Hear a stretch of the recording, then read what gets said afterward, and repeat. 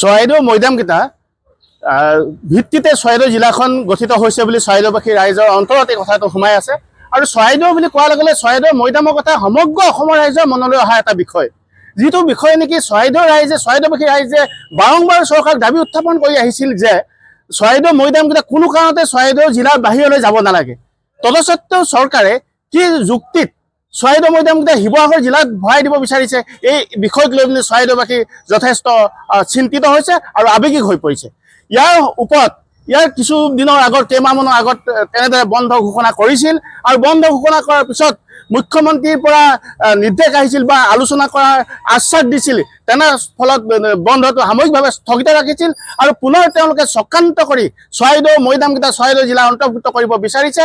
যি সময়ত চৰাইদেউ মৈদামস্থলীখন বিশ্বৰ ঐতিহ্যমণ্ডিত স্থলীত অন্তৰ্ভুক্ত হ'বলৈ গৈ আছে, সেই সময়ত তেনেদৰে তেওঁলোকে সীমা বিবাদক লৈ পিনি যি বিভ্ৰান্তি সৃষ্টি কৰিব বিচাৰিছে, এই কথাৰ পৰা আমি উপলব্ধি কৰিব বিচাৰিছোঁ যে চৰাইদেউ ঐতিহ্যমণ্ডিত ক্ষেত্ৰত অন্তৰ্ভুক্ত কৰাৰ ক্ষেত্ৰত তেওঁলোকৰ কিবা বাধা আহিব নেকি বা বাধা আনিবৰ কাৰণে তেওঁলোকে কূটকৌশল ৰচনা কৰিছে নেকি, এনেধৰণৰ কথাবিলাক চৰাইদেউবাসী ৰাইজে ভাবিবলৈ বাধ্য হৈছে।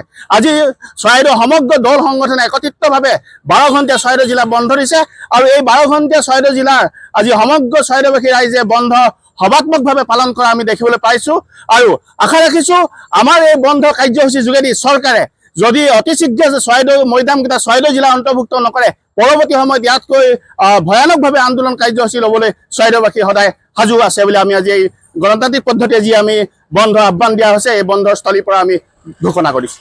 মৰাণত বন্ধ প্ৰভাৱটো সভাত্মক হৈছে, যিহেতু নেকি মৰাণখন সীমামূৰীয়া এটা অঞ্চল, ডিব্ৰুগড় জিলাৰ এটা অংশ ডিব্ৰুগড় জিলাত পৰিছে।